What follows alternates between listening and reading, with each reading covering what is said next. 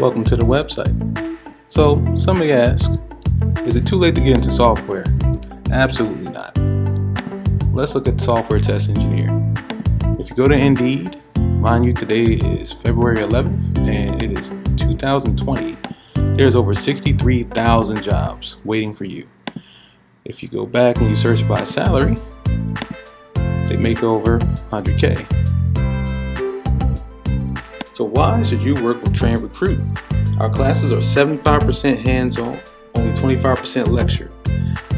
You will learn based off of interview questions so that you will be totally comfortable in the interview and in the job. Our lectures are already recorded, so you can learn when you want and as fast as you want.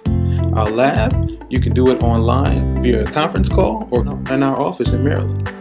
Last but not least, if you finish the class and don't get a job within 12 months, you get your money back. That's the best. And we help you with your resume, mock interviews, and finding a job. So what does a software test engineer actually do?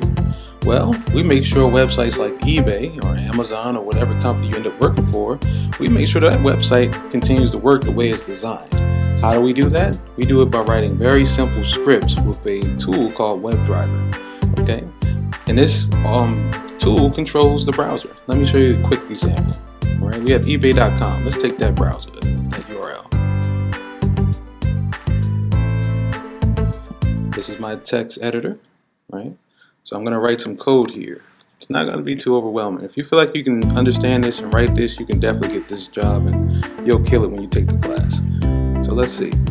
If I say test the eBay search. All right. The describe stands for, it's basically for a test case.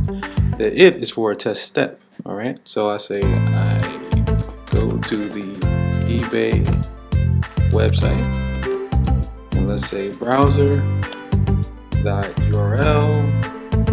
and we say the website. And when we get there, let's wait for something. Let's wait for this search box, right?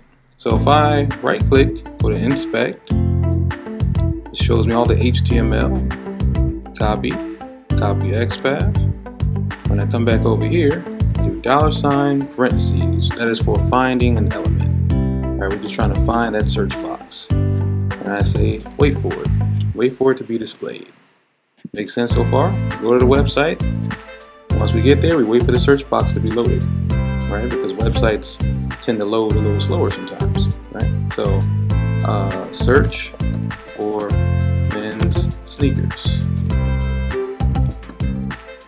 So I'm going to use the same, the same line of code, the same HTML here. I'm going to say set value, and I'm going to say men's sneakers. Set value just lets us type, right? Automating typing. And then I'm going to grab this search button here, right click, inspect. Right, we have input, copy, XPath. XPath just shows us where on the web page that button is, where in the HTML.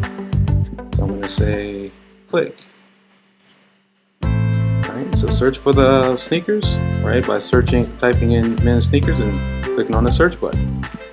The next step would be and verify that sneakers show on the website. Alright, so that means that if I search for men's sneakers now and click search, let's say this area right here that says men's sneakers, we want to make sure that that shows up. Right, because no one wants to go to a website and you see a 404 when you search for men's sneakers. Right, so let's find that area. Don't worry, in the class you'll learn what all that means. It's really simple. But we're going to wait for it to be displayed, right? Because we just clicked on it on the search button. And then we're going to say,